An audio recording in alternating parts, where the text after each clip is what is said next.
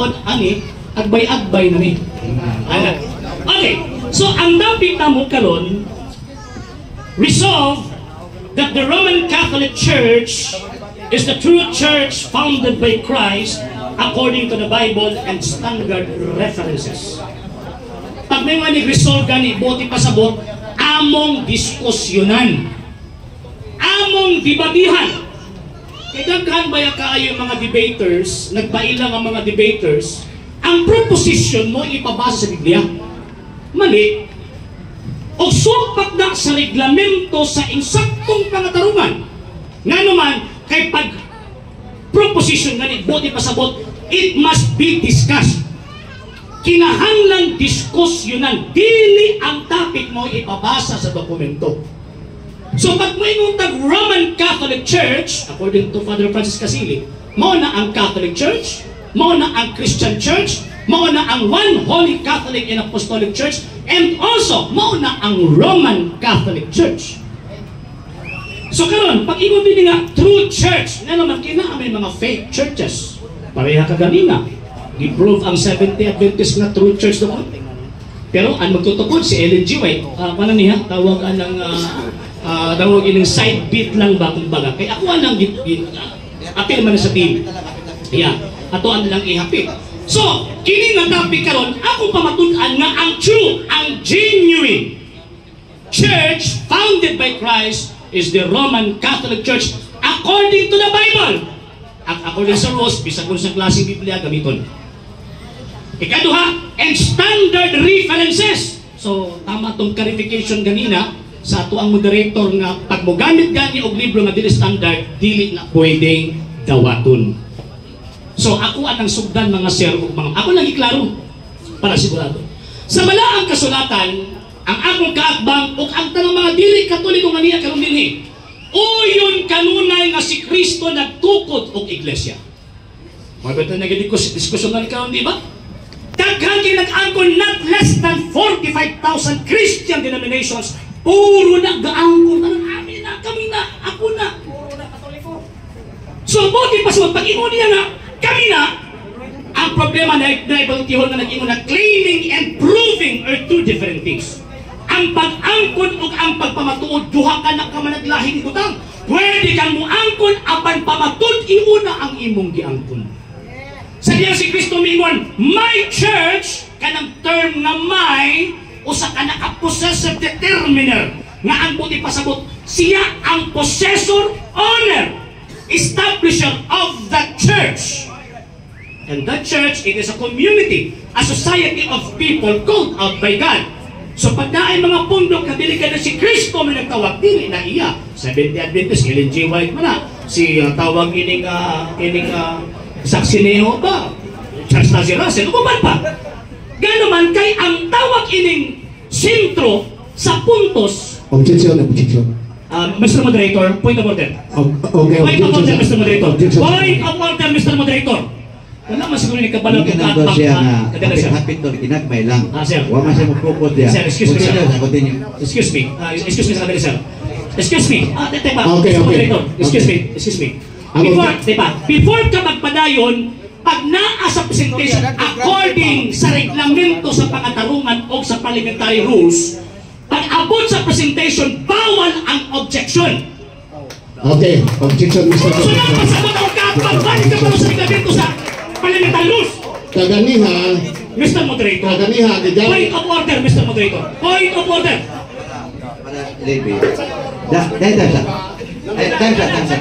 Kay kumari gina kung magsigit ang og supak, di mo mang debate. Danang tong giingon nga sino nga ginagmay ng hapit-hapit, o mas mo focus na. Kaya ang inyong gidebatihan, mo man ang pagkatukod kung kisa nagtukod. So hapit-hapit naman to, ato na si padayon ng Brad para madayon. Di, apil na siya kay pamatudaan man niya ang Iglesia Katolika Romana o gitukod niya si Adventist mga. So continue. Ang akong kaatbang taong natilasan.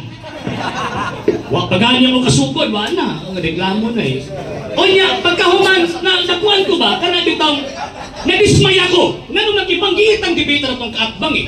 Pero ang simple rules sa parliamentary si Diyos, wala sa kumawi. Sa pagbarog sa gitawag o ka ng presentation, affirmative stand, bawal nga na ay objection. Bawal nga na ay objection. Ang himuon lang sa panahon niya, point of order kay supak sa rules. Tanawa, tapos binigos na noong ko, tanawa. Okay, diretso na lang ako. St. Matthew chapter 16 verse 18. Ingon niya, my church, and that church, sakop ni Ginoong Jesucristo. Sa panahon ni Kristo, sa lugar ni Kristo, o sa pamulan ni Kristo nga ako ning simbahan. St. Matthew chapter 16 verse 18. And at the same time, kana nga simbahan, dili mo sa mga kaatbang nga si Kristo nagtukod anak. Ang problema ana, asa na karon ng simbahan na. Muna iniingon, si tawag ining Gregorius Saite. Iban pa niya, ako ang tawag ining basahon dito. Iban pa niya, page 5, iban pa din. To know world history is to appreciate the story of God's goodness to humanity from time of creation to the coming of Jesus His Son and story of salvation. World history shows us our relationship to God, to each other on this world. So para mahibaw nato si Kristo o ang kasaysayan sa paglalang sa kalibutan, dili mawala ang kasaysayan. O even ang Biblia, niingon ang Biblia nga, tawag ini nga ang Diyos magtutudlo sa kasaysayan. Unsa may gisulti sa kasaysayan concerning sa Iglesia Katolika, Apostolika Romana. Encyclopedia International, last document na siya.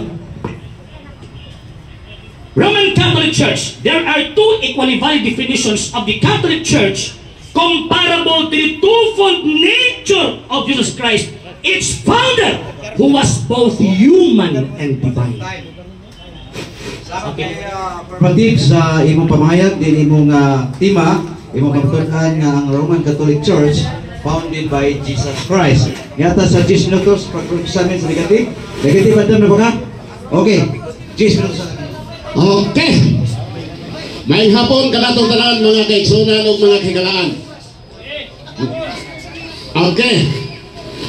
Akong pangutana. Andam na ba ka, Mr. Sino, sa pangutana, sa pagtubag sa pangutana? Yes or no? Dili ko mahilo, hindi ko andam. Matod nimo, si Kristo nagtukod og iglesia. Nagsulat ang inyong libro nga si Kristo wa nagtukod og simbahan. Kinsay bakakon ninyong duha? Ikaw ang agsulat sa pare. Tumag. Falso argumento usbang pangutana. Okay. Matod nimo, si Kristo nagtukod og iglesia. Ang inyong librong sinulat sa pare nga doon na imprimator, si Kristo wa nagtukod og simbahan. Kinsay na magak ninyong duha? Ikaw o ang pare? Nabungol masulutong kaatbang. Ang akong giingon, falso argumento usaba ang pangutana. Wa kong giingon nga balika ang pangutana. Falso gani. Ang gigamit nimong dokumento dili standard.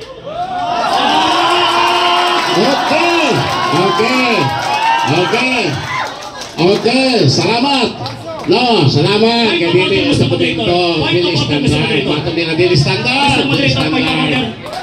Okay, sunod pangutana. Point of order, Mr. Moderator. Sabot at kaganina, standard experience gamiton.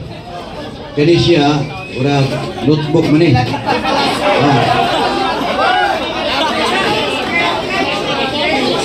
Ito, pa kumuman. Notebook siya nga doon na imprimator. Kanya Argesino, urag, ang iyang referensya, urag nasor ni sa standard ka. No, hindi sir. Ano man kaya ang standard? Anong kaunser ha? Ano na tingali, no? Para dito maglalis, magana na niya ang pangutana para pag-uman o sundo na po ang reglamento sa tawag ining debate. Standard refers books and resources used for quick information retrieval and overview of the subject, including dictionaries, encyclopedias, atlases, handbooks available in print or digital formats. Wala ilabot na! Ay, kayag-gayag-gag na ninyo. Dili ta maglalis. Kaya kung magpabilin ta maglalis, hindi mo maghuman. So, i-proceed na lang lang pangutana nimo, i-out ang usa tana, kaya kung nadebatihan tana, basig mo isakto po si Argesino nga dili need standard. So, lain question na lang. Okay. Lain na pangutana. Ay, nalain. Matod nimo, Roman Catholic Church according to the Bible. And standard references. Pangutana. Kaya according man to the Bible, mabasa ba ang Roman Catholic Church tinukod sa Biblia sumala sa versikulos Biblia? Yes or no? Yes, implicitly. So, thumbs up. Pati yung yes na explanation. Go ahead. Yes, implicitly. Nga naman, St. Matthew chapter 16 verse 18 ingon ni Kristo, my church, nga ingon kanila sa Kristo, one holy Catholic church according sa Biblia. Mabito ako ang i-define kanina nga kanang one holy Catholic church, same as Roman Catholic church, mabasa sa Biblia o standard na referensya. Okay, kung ano na. Sunod punta na. Basta ba Catholic Church referado sa Roman Catholic Church? Yes or no? For the first 1,000 years, there is only one Catholic church and nag-exist. Walay gitawag og lain. So therefore, pag ingon og Catholic Church, referring only sa Roman Catholic Church headed by the Pope, Encyclopedia International Volume 6, page 106. Lahat po na. Sunod pagutana. Kung mabasa nako nga naay Catholic Church apan dili Roman Catholic sa standard difference o yung term pwede ka na. After sa 1054, Nasa rules, nga dili pwedeng mabutang o agaminto nga nagtawag na ito kurang hagit. Wala. Ayaw to, i-restitution. Ospong pangutana. Kung mabasa nako sa standard difference nga naay Catholic Church. Rules number 8, no challenge question allowed. Point of order. Okay. Kanani. Sunod pangutana. Ako na ginawat yung pangutana. One word is enough for a wise man. Wise man ta. Ako, tawag ang pabalik-balik ko ni mo.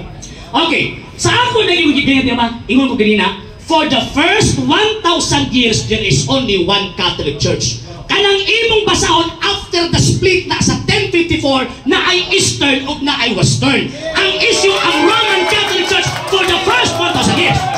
Other question. Sunod pangutana.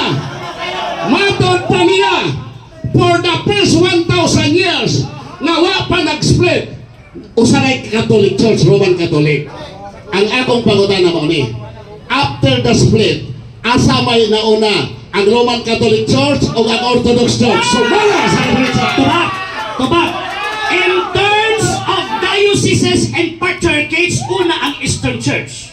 Pero in terms of one Catholic Church, una ang Roman Catholic Church. They have founders of Israel. Sunod pangutana.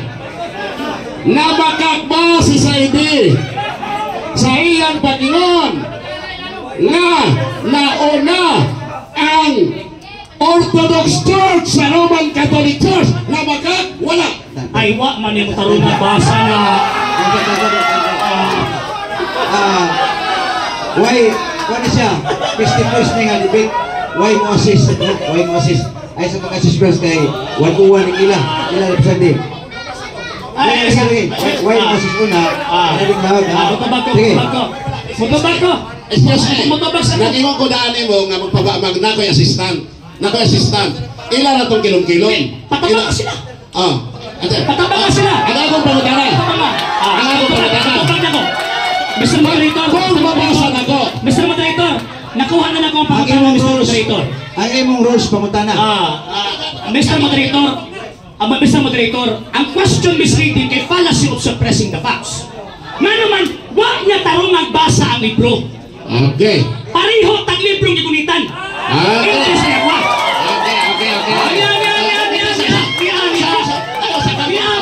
I have 1 minute, Mr. Moderator. I have 1 minute, Mr. Moderator. Mr. Moderator, I have 1 minute. Kahilong masani. Lopi pa may demonyo ani mahilong pa. Ipamukos yun nila kanang ginakot ni Pastor Bacalares nga nauna ang Eastern Church refer na sa patriarchate in dioceses. Pero same founder na naman. Page 170 nag-ingon, Christianity spread westward from Palestine to Rome. As the apostles spread the gospel of Jesus, they found more fertile ground in the west. Same person ang nagtukod sa east sa west. Paliw atras kamay. Ako nakakali. Si Brad lang ako sa sino. Ayaw ako sila. Ako nagtatas na kayo na gamay. So, sige. Dapat kay 3 minutos. Pagkita. Okay, ang akong pangutana lagi, ang akong pangutana mao ni. Namakat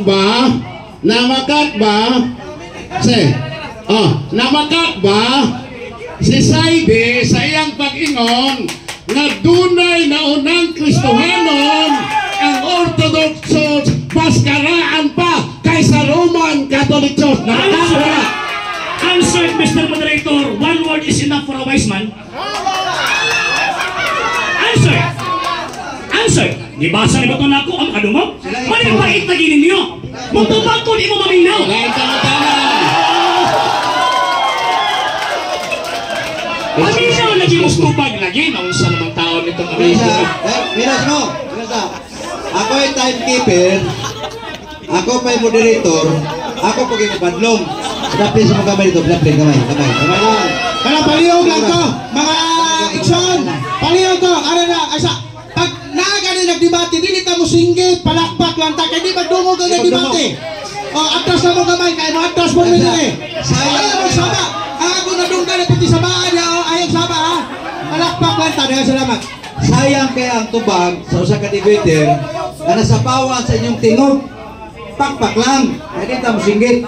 Kay bawa naman mo tanaw mo sa uban karon sa mga video. Kay bawa na sila kisay daog, kisay pili. So, padayon na 3 minutos na pili niya. Pangunta na. Sige pa, Pastor, go ahead. Sa page 78 aning libro, Page. 78. Ingon din si Saide, Catholic consider themselves as Christian who believe Jesus Christ our Lord and Savior. But the add and subtracts what the Bible says. Pangutana. Tinoon ni bakit? In terms of discipline, yes. Pero in terms of doctrine, no. Nga naman, ay according to Gregorio Saide, same book. Balik ko lang ko ha.